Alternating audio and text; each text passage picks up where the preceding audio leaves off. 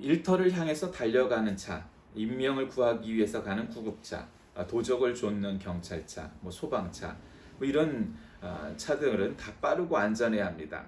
그러나 타서는 또 안 될 사람이 타고 방향도 못 잡고 만약에 달린다면 그건 뭐 꼬마의 세발 자전거만도 못한 차가 될 겁니다. 코끼리는 나귀보다 엄청나게 힘이 세죠. 그러나 인도의 마술사를 태운 코끼리, 코끼리는 사람의 말에 따라서 잘 움직일 수 있습니다. 그러나 아무 조정할 수 없는 능력을 가진 사람이 그 코끼리를 탄다면 그것은 아주 위험하게 되죠. 좋은 차, 좋은 짐승이 문제가 아니라 누가 타고 있느냐 하는 것이 중요하다는 것이죠. 운전을 잘하고 안전하게 하고 할 사람이 운전대를 잡고 있어야 그 차가 안전하고, 또 동물도 마찬가지입니다. 사람도 마찬가지입니다. 여러분의 인생에 이 운전대는 누가 붙잡고 있습니까? 여러분입니까? 아니면 다른 무엇입니까? 아니면 정말 예수 그리스도십니까? 그것이 무엇인지 혹은 누구인지 그것이 우리의 삶을 결정짓는 것일 겁니다. 오늘 본문에서 바울은 십자가의 도의 양면성에 대해서 말하며 비교합니다. 즉 십자가의 도는 그 십자가를 믿지 않는 멸망하는 자들에게는 미련한 것으로 비춰지지만 구원을 얻는 그리스도인들에게는 하나님의 능력이라고 말합니다. 그러면서 유대인은 표적을 구하고 헬라인은 그리스인들은 지혜를 구하고 그리스도인들 믿는 사람들에게는 믿음을 구하는 것이다. 뭐 이렇게 얘기합니다. 오늘 이 본문은 고린도전서, 그것도 1장에 나오는 내용입니다. 그런데 이제 고린도 교회에 대해서 올 들어서는 이제 고린도서들을 좀 읽고 있으니까 고린도가 어떤 곳이었습니까? 이게 지금의 이스탄불 지역에, 옛날에는 이제 소아시아고 지금은 뭐 터키 있고 뭐 이제 그런 지역에 있었는데, 특별히 이제 바닷가 쪽에도 있었고, 그래 무역도 굉장히 해서 굉장히 개방적이지만 여러 문화가 유입된 이제 그런 지역이라고 지난번에 그런 말씀을 드렸습니다. 이제 그렇게 개방적이고 많은 사람들이 오고 가고, 그러니까 여러 가지 다양한 의견들이 존재하고 소위 말하는 다문화적인 요소들이 있다 보면 장점도 있지만 단점이나 문제점도 분명히 있을 수밖에 없습니다. 근데 이제 고린도 교회의 분쟁의 주요 원인은 특정 지도자를 따라서 파벌을 형성했다는 겁니다. 그래서 뭐 바울파니, 아볼로파니, 게바파니, 그리스도파니, 뭐 여기다도 뭐 나중에는 열심당원이 뭐 이런 여러 가지 파벌들이 있습니다. 교회 안에도 여러 가지 교파가 있죠. 그래서 뭐 이렇게 복잡하냐, 뭐 이렇게 얘기합니다. 근데 이제 그런 것들이 꼭 걱정거리나 단점이나 문제점만 있는 것은 아니고 다양성 속에서 오히려 건전한 측면은 있습니다. 왜냐하면은 어떤 정권이건 어떤 교권이건 어떤 때 그것이 강력하게 잘 발휘되면, 예를 들면 세종대왕 같은 훌륭한 임금이 있으면 그런 봉건 체제가 굉장히 효율적으로 이루어지지만, 연산군 같은 그런 패왕, 그런 아주 나쁜 악왕이 존재하면은 아주 왕국이 문제가 되죠. 교권도 마찬가지입니다. 강력한 중앙집권 체제를 갖고 소위 카톨릭의 그 교황권과 같은 그런 아주 한 사람을 중심으로 한 그런 정점을 이룬 피라미드 구조를 형성하고 있으면 한 사람만 잘못되면 전체가 무너지게 되죠. 그리고 우리가 역사를 통해서 너무 잘 아는 겁니다. 어쨌든 고린도 교회는 그런 교회였습니다. 이게 논란이 많았던 거죠. 바울은 고린도 교회에 있었던 이 분쟁과 분열을 책망하면서 오직 그리스도만이 우리들의 주가 되심을 얘기합니다. 따뜻한 말로 문안을 하면서 지금 이런 고린도 교회에 대해서 뭐라고 이야기를 하고 있느냐? 그거는 이런 거죠. 십자가의 도가 멸망하는 자들에게는 미련한 것이지만 구원을 받는 우리에게는 하나님의 능력이다. 그럼 너무 아주 적절하지 않아요? 예수 믿으면은 미련한 것처럼, 지가 대단히 똑똑한 것처럼 그렇게 생각하는 바보들이 많아요. 정말 우리가 서양 학문이든 동양 학문이든 학문에 혹은 철학에 종교학에 이런 인문학에 역사에 철학에 이런 것들을 정말 섭렵하고 잘 읽으면 종교가 왜 여태까지 존재했는지를 깨달을 수가 있어요. 불교는 불교 나름대로, 이슬람은 이슬람대로, 힌두교는 힌두교대로, 우리 기독교는 기독교대로 다 그 존재 이유가 있었죠. 필요하니까 있었던 거예요. 그리고 또 그걸 아무리 부정적으로 봐도 또 그 나름의 가치들이 다 어디나 있게 마련이죠. 그래서 세속 국가가 되든 아니면 재정 일체 국가가 되든 역사적으로 보면 그 종교들이 갖고 있는 의미들이 다 있게 마련이에요. 근데 특별히 우리는 이 고린도 교회에 국한시켜서 고린도 교회에 생겨야 하는 아까 같은 그런 분쟁이 있었다는 것, 파당이 있었다는 것, 파벌이 있었다는 것, 이제 그런 것들이 많이 있었죠. 그러니까 고린도 교회가 지금 고린도 자체가 그리스, 이 팔레스틴, 이스라엘 지방의 한 중간쯤 되는 그런 지금으로 얘기하면 이제 터키, 소아시아 지역에 있었던 동네니까 당연히 우리가 그거를 생각해야 되겠죠. 뭘 생각해야 돼요? 유대인들도 이 지역에 이주해서 산 사람들이 좀 있었고 또 헬라인들, 그리스 사람들도 이 지역에서 사는 사람들이 꽤 있었다는 거죠. 이때 당시는 아직 로마 사람들이 이 지역에는 그렇게 많지는 않았나 봐요. 왜냐하면은 로마 사람들이 많았다면 이 지역에 아마 헬라인은 무엇을 구하고 로마인은 뭐를 구하고 이렇게 예를 들었을 텐데 그만큼 비중이 높지는 않았던 것 같아요. 물론 이미 이 당시에는 로마 제국이 로마 이 남유럽뿐만 아니라 소아시아, 팔레스틴 해갖고 사실은 알렉산드리아가 있는 이 북아프리카, 다시 말하면 지중해 연안을 다 장악하고 있을 때니까 세력으로 봐서는 로마 제국이 이 로마가 세계를 움직이고 있었지만 이 고린도에서는 로마 사람들에 대한 특별한 언급이 없는 걸로 보아서는 아마 그럴 수도 있었을 것 같아요. 근데 어쨌든 예를 든 건 뭐냐면 유대인은 표적을 구하고 헬라인은 지혜를 찾으나 우리 그리스도인들은 믿음이 필요하다. 십자가의 도가 필요하다. 이렇게 얘기하는 것이 오늘 말씀의 핵심이죠. 왜 그럴까요? 여러분 우리 교회 안에도 그런 사람들이 있어요. 특별히 표적을 많이 구하는 사람들이 어떤 사람일까요? 열성적이고 이게 순복음 교회나 혹은 우리 성결 교회나 이런 사람들 주로 표적을 많이 구하는 쪽이죠. 그리고 어떤 사람들은 지혜를 찾아요. 예를 들면 장로교회나 침례교회나 이런 칼빈주의 계열들의 교파들은 주로 이제 좀 그쪽에서 표적보다는 지혜 쪽이 많은 경향이 있어요. 꼭 그런 건 아니지만, 근데 이제 민족으로 봐서 나라로 봐서는 헬라인들은 우리가 아다시피 그리스 철학의 융성을 한, 즉 헬레니즘의 본고장이잖아요. 서양 문화라는 건 이 헬레니즘과 헤브라이즘, 즉 철학과 종교가, 철학과 신학이 하나가 돼서 그것이 융합하여서 서양 문화, 서양 종교, 서양 사상, 서양 역사를 만들어낸 것이 누구라도, 그래서 이거를 한마디로 말하면 그레코 로망이죠. 그레코 로망이에요. 그레코라는 것은 그리스를 얘기하고 로망은 이제 로마 시대를 얘기하는 거예요. 헬레니즘과 헤브라이즘이 하나가 돼서 이 전체를 그레코 로망 문화라고 얘기를 하는 건데, 그래서 고린도 교회는 그런 것들이 많았어요. 근데 이제 문제는 어떤 문화를 융합하고 이렇게 들어오고 자꾸 그런 것들이 나쁜 것만은 아니지만 그것들이 뭔가 파당을 만들고 서로 분쟁을 하고 시기를 하고 싸우고 이러면 아무것도 못하고 계속 싸우는 걸로 그냥 세월을 다 보내야 되니까 그것이 사람이 됐든 세력이 되었든 뭔가 사상이 되었든 뭔가 발전적인 건설적인 일은 없게 마련인 거예요. 그러니까 네가 나와 다르다 하는 걸 그냥 인정하고 그리고 뭔가 발전시켜 나갈 뭐를 찾아야 되는 거예요. 그러니까 가만 보면 이 헬라 사람들은, 그리스 사람들은 철학, 이 사상 이런 쪽에 발전해 있으니까 그런 주관적인, 관념적인 그런 걸로 이렇게 논쟁을 많이 하려고요. 근데 이제 관념적인 소위 그런 형이상학적인 문제들은 결론을 내기가 쉽지 않잖아요. 근데 이제 로마 사람들은 그런 거는 별로 중요하지 않고 눈에 보이는 게 중요한 거예요. 눈에 보이는 거.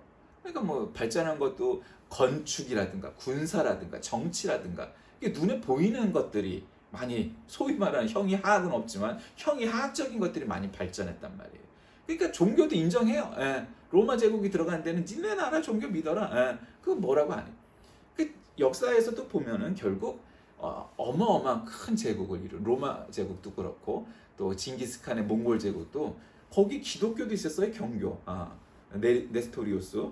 그다음에 이슬람도 있었고 불교 사원이 있었어요. 근데 그 사원들을 이렇게 동서남북에 갖다 놓고 이게 자꾸 우리 몽골 제국은 기독교를 믿어야 됩니다. 이슬람을 믿어야 됩니다. 불교를 믿어야 됩니다. 이런 거 할 때 거기에 가담을 안 해요. 징기스칸은. 너희들끼리 토론해서 결론을 내라고 내버려둬요. 그게 결론이 나겠어요? 근본이 다른데 결론이 안 나죠. 그러니까 그런 대제국들은 어떤 특정 사상이나 특정 종교나 특정 민족을 편들어 갖고 야 너희들이 저거 돼 이러지 않는단 말이에요. 다 그냥 포함을 하려고 그래요. 그래야 대제국이 돼가는 거거든요, 결국. 그러니까 고린도 교회가 그런 선상에 서 있었다면 이런 문제를 일으키지 않았겠죠. 근데 그러지 않았어요. 그러니까 고린도 교회 분열은 이런 거였어요. 바울은 이 고린도 성도들에게 다 같은 말을 하고 그들 가운데 분쟁이 없이 같은 마음과 같은 뜻으로 온전히 합하라. 어떤 걸로? 그리스도의 이름으로, 십자가의 도로, 믿음으로. 그게 가능한 거예요. 어차피 같은 믿음을 갖고 있어도 너와 내가 다른 사람이니까 다른 사람, 타자는 결국 생각이 다르고 마음도 다르고 의견도 다를 수밖에 없어요. 그 뭐냐? 뭘로 하나 되느냐? 소위 그걸 도그마하고 이념화하고 뭐 이럴 수 있는 거죠. 뭐 공산주의든 전체주의든 그런 거 되게 좋아하잖아요. 구무파쇼도 그렇고. 뭔가 하나로 단일화해야 돼. 근데 뭔가 하나로 단일화하려면 그것이 무너지기가 또 쉬운 거예요. 지금 미얀마의 그런 군부 독재, 파쇼도 결국 우리나라 광주 사태와 같은, 광주 민주화 운동과 같은 그런 거를 보여주고 있잖아요. 결국 그런 거예요. 뭔가 억지로 하면 그래요. 근데 문제는 고린도 교회는 무슨 정치 집합소가 아니잖아요. 정치가 아니에요. 나라가 아니에요. 교회란 말이에요. 고린도 교회라는 사람들의 이름으로 모였는데 거기에 나는 바울파니, 나는 아볼로파니, 나는 게바파니, 뭐 나는 그리스도파니, 뭐 이런저런 뭐 이름들을 대가면서 나는 당을 지었단 말이에요. 근데 교회 안에 당이 필요할까요? 물론 어느 교회나 소위 말하는 담임 목사를 굉장히 지지해주는 여당파도 있고 야당파도 있고 그럴 수 있어요. 근데 문제는 교회는 정치가 아니잖아요. 물론 교회 안에도 정치는 있지만 우리가 국가를 운영하는 의회와 같은, 국회와 같은 정치는 아니에요. 그러니까 우리는 믿음으로 하나가 될 수 있어요. 선교를 하자는데, 전도를 하자는데 난 반대요. 그런 사람 세상에 있어요? 하나도 없어요. 근데 이제 상황 따라 우리가 상황이 어려우니 선교를, 전도를 조금만 줄입시다, 뭐 이런 의견을 가질 수 있죠. 그러니까 의논하면 해결하고 지혜롭게 문제를 해결할 수 있는데 이제 문제는 의견이 다르다는 거를 결국 싸우기 시작하고 너 나가라 뭐 결국 교회가 파탄이 나는 거, 이제 결국 그렇게 해서 분쟁이 나서 싸우기 때문이에요. 근데 지금 사도 바울은 뭐라고 권면하나요? 고린도교의 성도들이 그렇게 서로가 복음을 전해준 자들로 인해서, 그러니까 나는 아볼로로부터 복음을 들어서 사람이야. 나는 바울로부터 복음을 들은 사람이야. 그러니까 이제 바울파니, 아볼로파니 이렇게 얘기하는 건 누구로부터 비롯된 복음이 되는 거예요. 지금 개신교회도 결국 내가 장로교회니, 감리교회니, 성결교회니, 침례교회니, 순복음교회니 뭐 이렇게 이름을 달고 있는 게 누구로부터 복음을 전해받았느냐 이런 거잖아요. 사실은 이거 똑같은 상황이에요. 근데 그러면 장로교회가 한국은 뭐 대다수죠. 절반 이상이 장로교회니까. 근데 미국 가면요, 뭐 유럽 가면요, 별거 없어요. 장로교회가. 한국이나 스코틀랜드나 남아공화국이나 네덜란드나 이런 나라를 가면 뭐 좀 장로교회가 유신을 갖고 이렇게 딱 뭐 목에 기부스를 할 수 있지만 뭐 미국 가면 장로교회 별거 없어요. 침례교회가 뭐 최고죠. 미국은. 유럽 가도 루터 교회가 더 많지 장로교회 별로 없어요. 그러니까 한국이니까 이렇게 아주 다수를 한 거죠. 그러니까 난 장로교회니까 위대해, 뭐 나는 장로교회니까 이런 거는 아무 의미가 없는 거예요. 내가 다수파건 소수파건 그건 의미가 없어요. 그리고 칼빈이 정말 옳으냐, 루터가 옳으냐, 혹은 웨슬리가 옳으냐, 아니면 또 다른 사람이 있느냐, 그것도 다 성경을, 그리고 복음을, 그리고 예수 그리스도를 나는 이론적으로 더 잘 설명하려고 하다 보니까 칼빈과 같은 해석이 나오고 루터와 같은 해석이 나오고 뭐 웨슬리와 같은 해석이 나올 수 있어요. 그러니까 나는 칼빈주의, 나는 웨슬리야, 나는 루터란 뭐 이런 식으로 나온 거예요. 그럼 이 사람은 어느 쪽은 100% 옳고 어느 쪽은 100% 틀리냐? 그런 것도 없어요. 그냥 내 성향이, 내가 배우고 자란 데가 나는 칼빈주의가 나는 더 나하고 맞는 것 같아. 그게 더 성경 해석하는데 옳은 것 같아. 그럴 수는 있죠. 나는 루터가, 나는 웨슬리가. 그럴 수 있는 거예요. 그러나 그런 계파 혹은 교파라는 것들, 내가 누구로부터 배웠고 자랐느냐 하는 그런 나의 소속감, 배경, 환경 이런 것들은 결국 자라나서 내가 성년이 되면, 그러니까 육체적인 성년이 아니라 이런 영적인 성년이 되면 그것들은 별로 중요한 게 아니에요. 내 소속은 물론 어디가 있을 수 있죠. 장로교회가 됐건 성결교회가 됐건 침례교회가 됐건 뭐가 됐건. 그러나 결국은 그걸로 인하여서 내가 더 성숙하게 그 세 장점들을 다 받아들이고 여태까지 단점과 문제점들을 또 비판할 능력도 있고, 이러면서 결국 그리스도의 복음이라는, 성경 말씀이라는, 십자가의 도라는 큰 테바로 다 끌어들이고 얼마든지 소화해낼 수가 있게 되는 거예요. 아니 칼빈주의가 그리스도의 복음을 능가할 일인가요?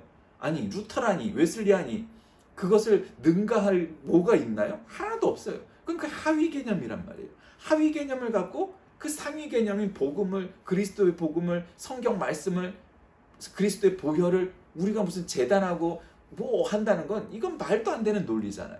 그런데 그렇게 사람들이 뭔가 자꾸 나는 무슨 판이 이런단 말이에요. 그래서 어떤 권면을 주냐? 야, 너희들은 십자가의 십자가의 길 말고는 나머지들은 아무 의미가 없는 것들이야. 지네가 나한테 복음을 들어서 믿기 시작을 했다고 그래서 바울파라고 말하는 걸 나는 기뻐할 것 같으냐? 아니야. 의미 없어. 십자가의 도만이, 십자가의 길만이, 십자가의 보혈의 능력만이 너에겐 의미가 있는 거야. 굳이 우리가 팔을 따진다면 우리는 다 그리스도파고 복음파고 우리는 한 가족인데 도대체 무슨 팔을 해갖고 왜 거기서 니네들이 무슨 대단한 신학을 했다고 무슨 니들이 대단한 학자라고 거기서 팔을 나눠갖고 싸우고 있느냐. 하나님의 능력만 구하면 된다. 그런데 보니 그 안에서도 파벌뿐만 아니라 거기서 민족적인 성향도 보이는 거예요. 왜?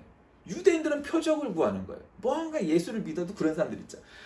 목사님 제가 뭐 작정 기도를 했는데요. 뭐 우리 애가 고3이어서 우리 애들이 취직을 해서 우리 애들이 애를 못 가져서 기도를 시작했대요. 그러면 뭐 기도 시작할 수 있죠. 근데 가만 보면 이제 거기서 문제는 100일 기도, 1000일 기도는 할 수 있어요 우리가. 그렇죠? 그리고 100일 기도하면서 하루에 10,000원씩 헌금하는 사람도 있잖아요. 그것도 그거를 100일 하면은 이루어진다. 그게 뭐 나쁘다는 건 아니에요. 근데 이제 문제 그 다음에 100일 기도, 1000일 기도를 하고 또 헌금도 매일 10,000원씩 이렇게 했어. 특히 헌금한 사람들이 유독 그래. 그리고 나서 나중에 뭐라고 그러냐면 아니 100일 기도를 했는데 1000일 기도를 했는데 내가 매일 10,000원씩 헌금을 했는데 기도에 응답이 안 왔어요. 그래서 나는 깜짝 놀라는 거죠. 아니 기도의 응답을 왜 목사한테 찾아? 하나님한테 찾아요. 첫째로는. 그리고 내가 헌금을 했는데 입금을 했는데 아웃풋이 없다는 거야. 그럼 하나님은 네가 100일 기도를 하면 네가 1000일 기도를 하면 그 기도 안에 혹은 기도가 끝나는 날 그 기도의 제목에 빠삭하고 이루어져야 하나님이 살아계시고 능력이 있는 거냐? 거래를 하자는 거구나 네가. 만약에 하나님이 그렇게 말씀하신다면 뭐라고 얘기하겠어요? 그건 미신이에요.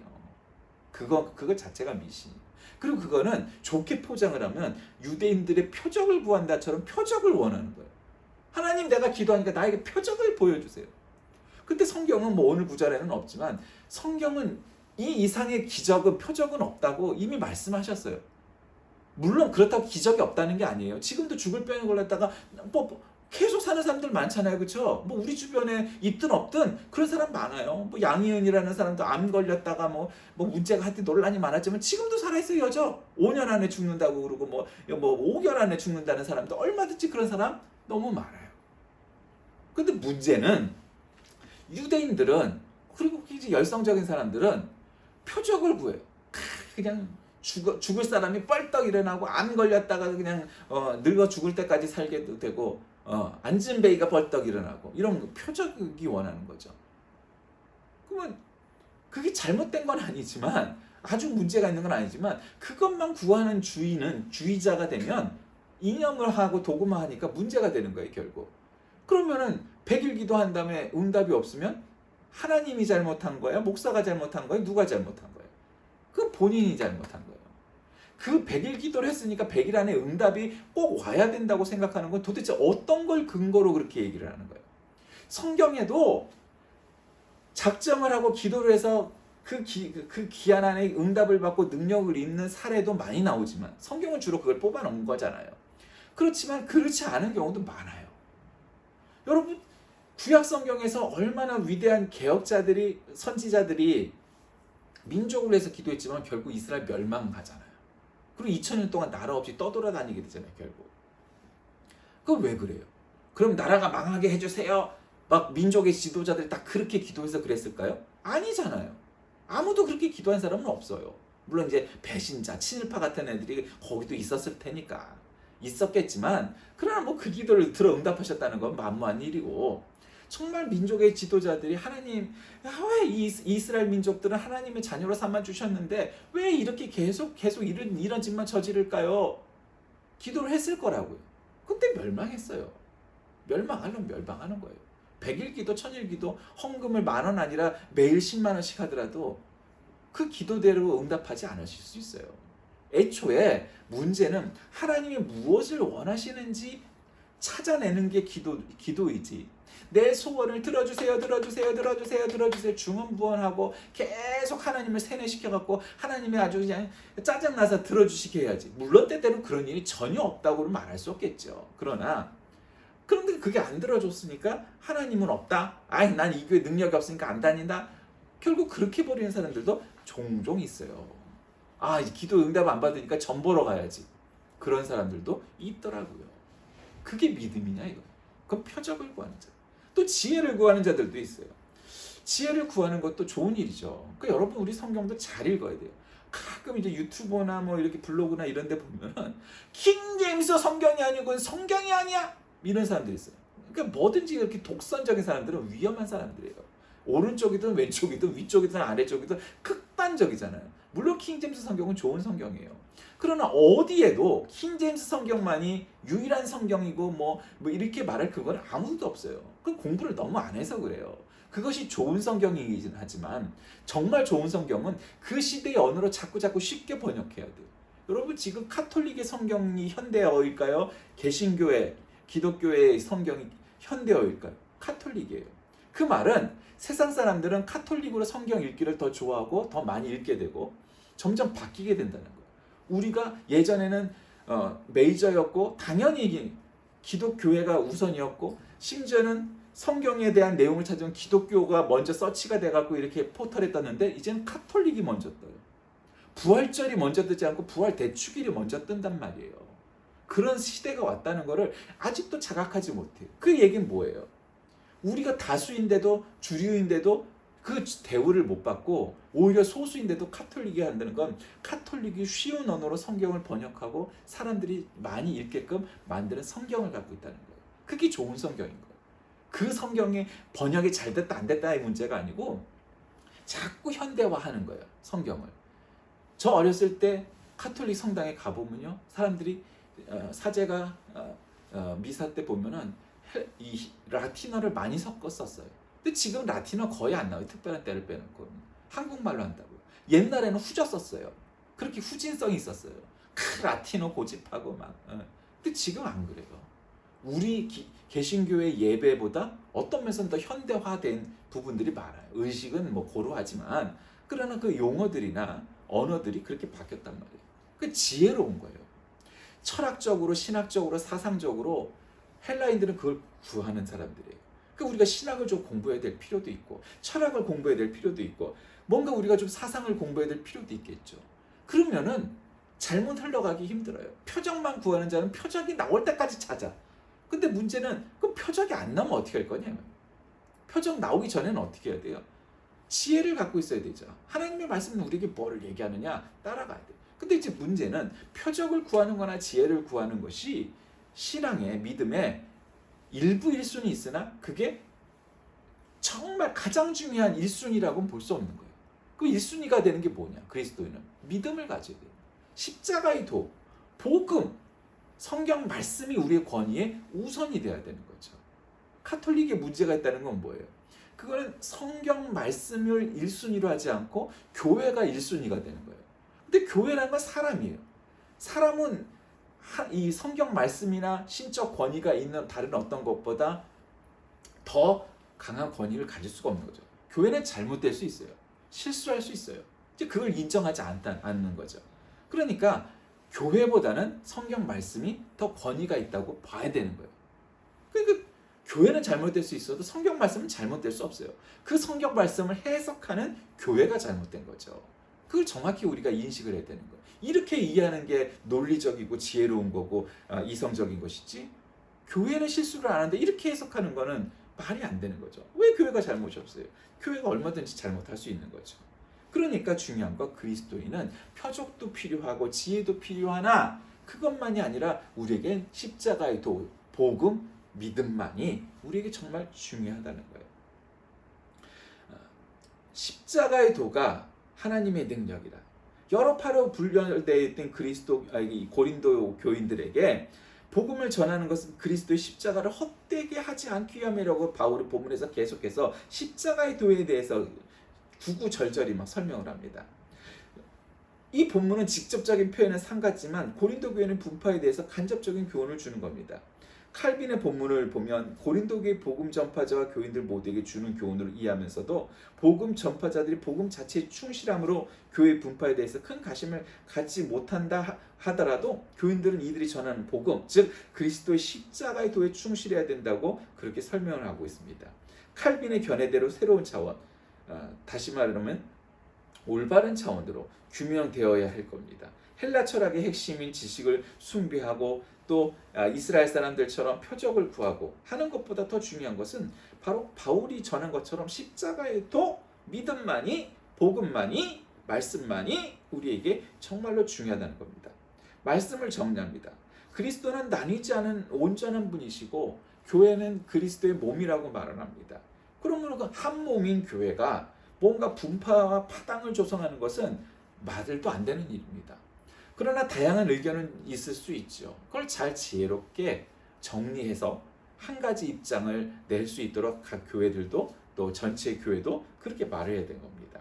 진정한 신앙은 지식에 의존하고 표적을 구하고 하는 것이 아닙니다. 물론 뜨거운 열정도 우리에게 필요하고 그래서 표적을 찾아내는 것도 필요합니다. 또 지혜롭게 이렇게 말씀을 연구하고 해석하고 공부하는 것도 필요합니다. 그러나 무엇보다 우리는 십자가의 도가 우리에게 유일한 자랑이 되어야 되는데 가만 보면 하나님보다 예수 그리스도보다 복음보다 자기를 앞세우는 그런 일들이 세상에 요즘 얼마나 많습니까? 그래서 교회가 욕을 먹고 그래서 교회가 비판을 받고 교회가 능력을 행하지 못하는 겁니다. 성도는 세상에 어떤 것으로 자랑을 하겠습니까? 나의 집 사이즈입니까? 내 차 크기입니까? 내 통장의 액수입니까? 혹은 내 사회적 지위나 명예나 권력입니까? 그런 것이 아닙니다. 우리가 자랑할 것은 오직 십자가밖에 없는 줄 믿으시길 바랍니다.